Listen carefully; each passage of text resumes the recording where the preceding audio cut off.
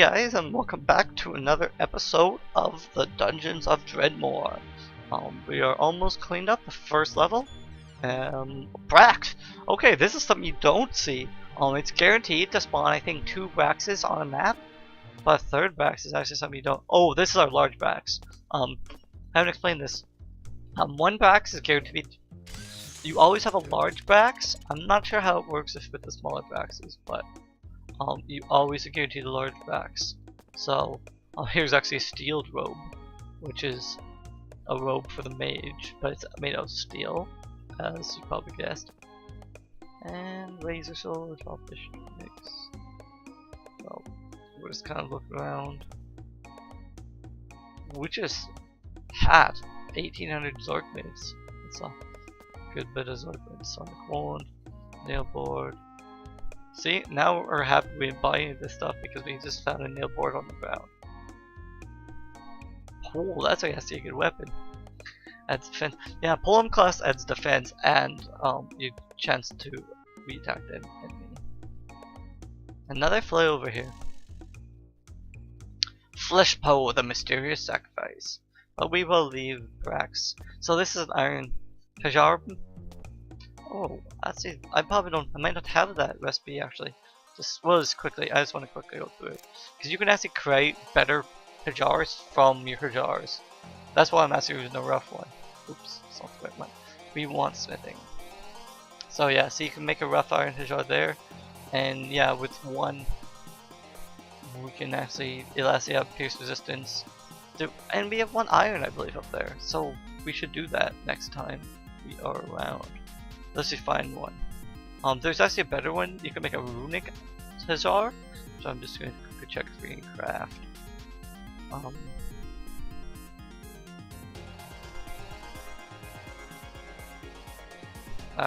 No, we don't. It's a unlockable recipe. That's kind of the best.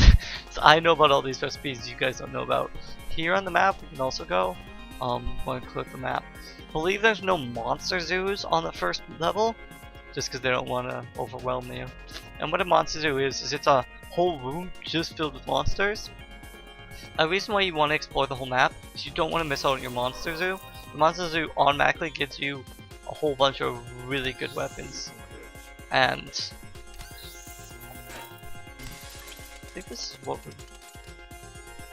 Yes! This extra dimensional key bears a mysterious legend. Property of Visodo. Famous drunk. Not allowed to do parties anymore. Rates reasonable. Click the dimension widget to enter personal pocket dimension. So personal pocket dimension is a special dimension you can go. And well, you can do all kinds of things in your personal pocket dimension. It's pretty much a place where I store all my stuff. So before, we haven't really seen the worst of it yet with dropping items, but once we go down a floor, now we have to make another pile of stuff and another pile of stuff. So on every floor, you have a pile of stuff, and it just keeps getting worse, get piles. Then you go to craft. Then you decide you want to craft something. This is the boss. Hit him with our clockwork fix. We stun them and we just finish him off. And we get the Morning Serene. Crunkfro, the aesthetically pleasing disease.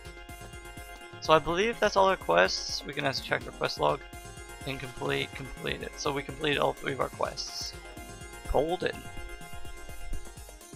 So, we can check if that chest was opened by something. Would be a bad idea. And we can get some extra XP along the way. So you only get 5 XP from killing these things. Well, boom! Pulko, the badly dressed Serene. If we're a rogue character, that would be a good weapon. But as I have explained over and over again already, we're not very interested in those. So, yeah, I believe we're done here now. I don't see any more black areas we haven't explored yet.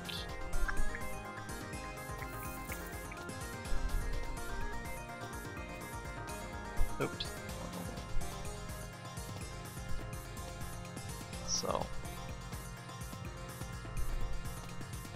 we're gonna walk over. I'm gonna lutefisk a bunch of stuff, and then we will start going to the next level. I have to transfer all our stuff to our pocket dimension because we're not coming back here. But just imagine, without the pocket dimension, if you've completed 7 levels, your stuff is spread out across 7 levels of stuff. Usually what I do is I start carrying them down every time I leave. But this is several inventories of stuff, which is several trips down. Plus you have to find the store every time, because if you don't hide by a store, then you don't know where it is. However, now this place has 3 stores, so now if I didn't remember which store was hidden, I'd have to go to this store, check if it's here, go to this store, check if it's here, or this store, check if it's here. So it really becomes a pain in the butt, but pocket dimensions make it easy. But anyway, lutefisk cube. I like to keep it right near my inventory, and the one thing you can do here is you can walk in here, see what we want to sell the items that have worth.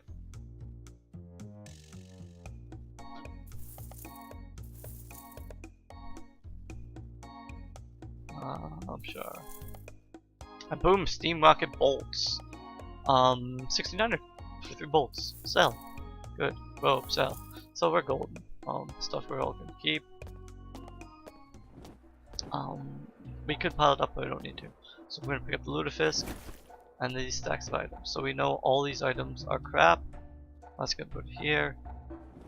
Zod, Zod, Zod, Zod, Zod.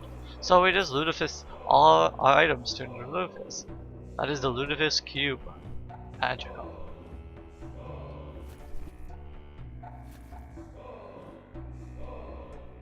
Golden. Okay. Oh, we only have 1 slice of bread. I will show you this anyway. The disposable ingot press is used to turn base ore into ingots. However, if you've ever seen an ingot press, you'd know that cheese pressed turns into grilled cheese. Grilled cheese is my food of choice because it takes a turn to eat cheese, or takes a turn to eat everything actually. Oh, and one thing I haven't showed you actually is you have a toolbar down here. Items like to be attracted into the toolbar. There's certain items like pilsners, sewer brews, some cheeses, stuff that you find a lot of. I like to put in the bottom bar, so that you're not always pulling it out and because you want to put it on the ground or something.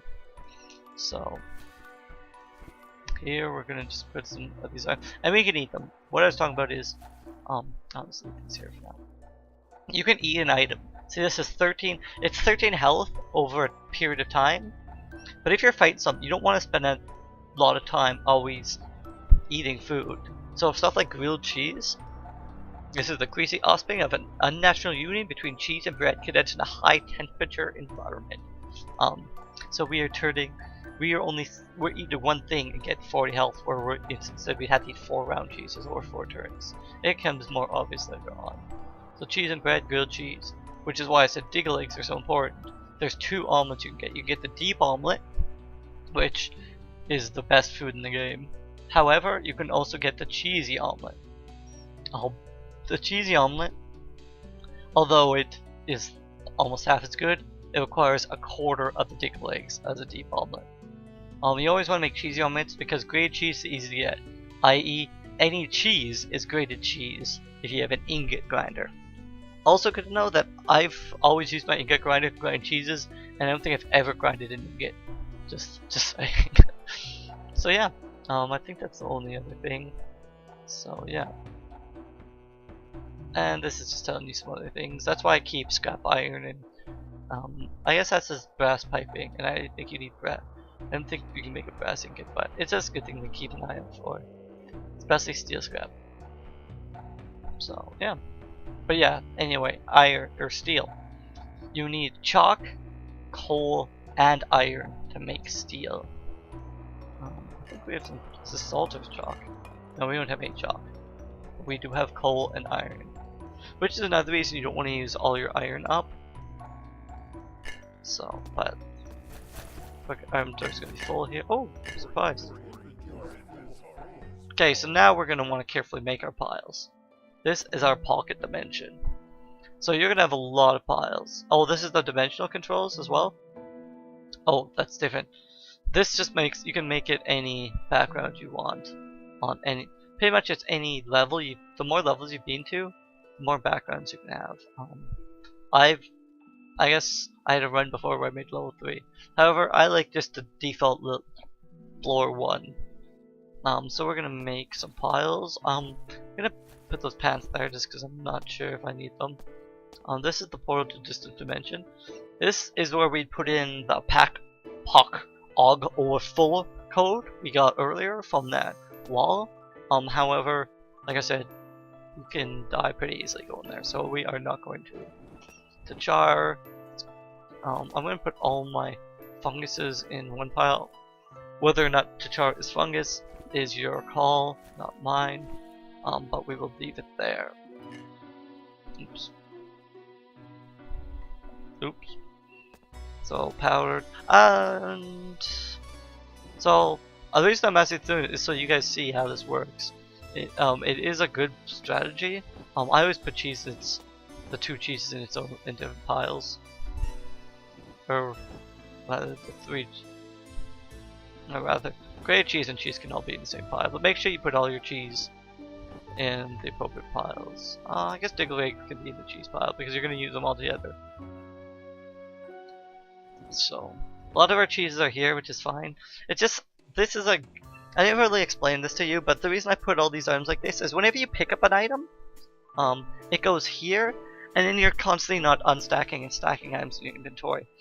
These are pretty much the most common items you're gonna find. Like random cheeses just being common themselves. So it is important to just make sure you keep some of these items. You're gonna find all kinds of steaks as well. The only reason I have grilled steaks here is I do not believe grilled steak ages, whereas a lot of the other steaks do. So that's important. I like to have a lot of stacks over here. So, so there's the useful ingots, less useful, and then shiny. You'll kind of, I have my own names for them. Tins are one you use once in a while, zinc's one you rarely use, and platinum's a shiny, so use it in shiny stuff. Now brimstone I'm just gonna put here because I don't remember what brimstone's used for. Potions of just all my potions will go up here. I just like keeping mine really open, so that if I need anything I know what it is. This is a tinkerer's item, so it goes there. Potions. Oh, I already have a potion pile. I was not very diligent in making sure all the potions were there, apparently. So these are all potions. I know these stacks get pretty big. Later on you can make them bigger if you need to. I generally don't because you can already see it's already kind of a mess. Let alone if I made more piles, but it's really up to your taste. I like doing it this way.